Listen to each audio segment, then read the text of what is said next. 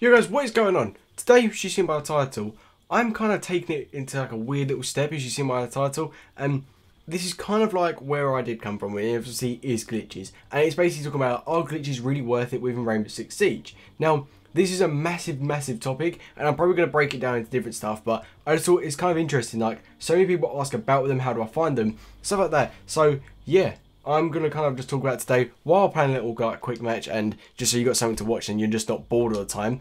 But it's just something a bit weird because obviously I've had a lot of hate over the last probably week or so, which I'm not really bothered by. But if you're not obviously liking, then just go away because it's just easier. But apart from that, yeah, we're just going to talk about the glitches, certain glitches, are they worth it, how do you find them, how to report them, stuff like that. And yeah, like it's basically, are Rainbow Six Siege glitches worth it within the game, and do people use them? Because yeah, it's kind of really important, I think. But you know what? Let's get into this game.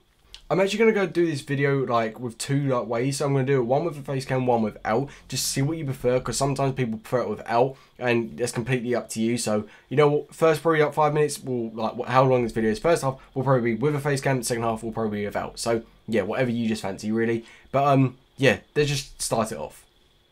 So the first thing I'm going to speak about is how I actually go and find these glitches. Now there's actually like 3 ways I do actually find these, and I always find these kind of important, and if you guys are willing to find them yourself or you want to know, then please be my guest and go and actually find them, because I think they are very interesting. But it is completely up to you if you want to go and find them or not. But yeah, like I said, they are weird. But first of all, the first way I find them is just by trial and error by myself within the game. Now you probably think, what's trial and error? It's basically using different techniques, different stuff on the game, just finding out what works, what doesn't, and if something does work, then boom, I've got a video. Easy, simple as that. But if nothing works, then it's kind of like a bit annoying, because obviously I've just spent ages in doing it. So that's kind of where the effort does come in. And it's like with everything in life, no one ever sees the success that you always do put in. I always think that's massive. So if you don't see success, well, then it's just massive. So yeah, guys, that's just something to count. So sometimes it does take me a few days just to go and get everything. But mate, pass me the bomb. Okay, don't pass me the bomb. Okay, we'll just go and lose this game. But you know, it does take a lot of time. And like I said, sometimes I won't find a glitch, sometimes I will, and it just literally just depends. Now guys, the second way I do and go and find them is by other people. So say for instance like DB Online. We all do it, all glitches do it to each other. You go and literally, if they find a glitch, you go and use it yourself and you re-upload it. You put your own interpretation on it. Now you're probably thinking, well, that is just kind of scamming, like it's unfair, they found it, they put the hard work in. Well, not really, it's just a kind of an even way. It's just like with everything in life, you write a book, you can write the same book in the exact same different way. It's the exact same thing. If you go and write a book, or someone writes a book on, say for instance, football, or let's just say West Ham. You know, they write a book on West Ham. Someone else can go and write that book, but you put your own different interpretation on it, and it becomes completely different, and it's accepted. So it's the exact same thing. It's not plagiarized or anything like that. DB will make a video. I'll think, oh, I like the video, I like a good glitch, I'll go make it different. I might make it more funny, I might make it better editing, I don't know. It always just depending, differs. Well, what, I'm just kind of like, I feel like I'm waffling now, but I just can't like explain it. It's very weird. But that's the second way. It's just by other people posting glitches, and that is way. Now the third way is very similar. Unfortunately guys, my kind of phone did actually just run out of battery there, so I can't actually record, but never mind, it's completely fine. And as I was saying, it literally just does depend, and like, you can have your friends within communities, it really does help out, they can tell you stuff, and that is one way. So if your friend goes to find a glitch, they tell you. It's very similar to the second method I literally just spoke about, but you know what, it's just something to add to, and a bit easier if you kind of get what I mean. So that's the actual third way how I do find glitches. It's just by friends, we all share each other, so it's just like a little community. We have a little group chat with a few of us little glitches. It may be on Fortnite, maybe on Rainbow Six Siege, we all do different stuff, and that's just a little way to help each other out. So sometimes you might see a video from, if you maybe subscribe to all of us, I don't want to obviously say their names because they might not want to, but like, you could probably just maybe see a video of all of us together, or like, not all of us together, but all doing the same glitch and stuff like that. But that is just one way, and that is just basically how I find the glitches. So if you are interested, it's a way. The first way is obviously does take a lot of time, but if I am like rushing for a glitch and I need one, then sometimes I'll ask my mates, or I just see someone else's, give them the credit down below, and that is what's fair. Now the second one is kind of similar to the kind of I find them, but also just about doing them. Are they easy to do? Yes and no. They are kind of mixture when it does come to it.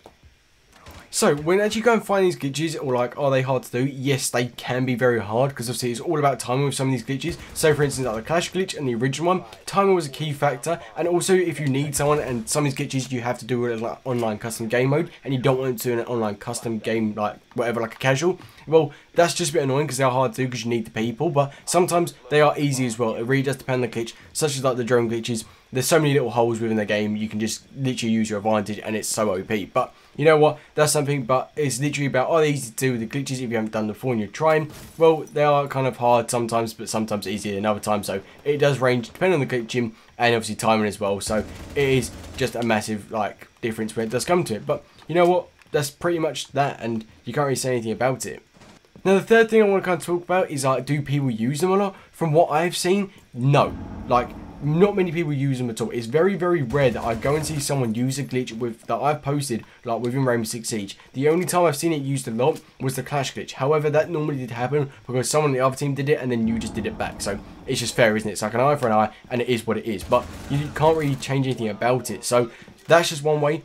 Whereas, like, you go and get the drone glitch or, like, stuff like that, there's just not enough time to go and be able to do that. So people just don't bother doing it at all. And that's completely fair because you don't have the time within an actual Rainbow Six Siege game to go and do something like that. So it just takes a lot of effort and time to do. So normally, not many people do it. It's currently 1v1 as well. So yeah, that's just something. Not many people do the glitches at all. And it is just a bit of a weird thing. And I lost it. Great. But yeah, that's what I mean. Like, a lot of people do complain out in the comment section, like, you are exploiting it and stuff like that. Well, not really. Like, that's the whole thing. I give it to Ubisoft just to get it banned, and as well at the same time. So as soon as it does come out, it goes to Ubisoft, and most of the time they are completely patched and it's all good to go and it's fine.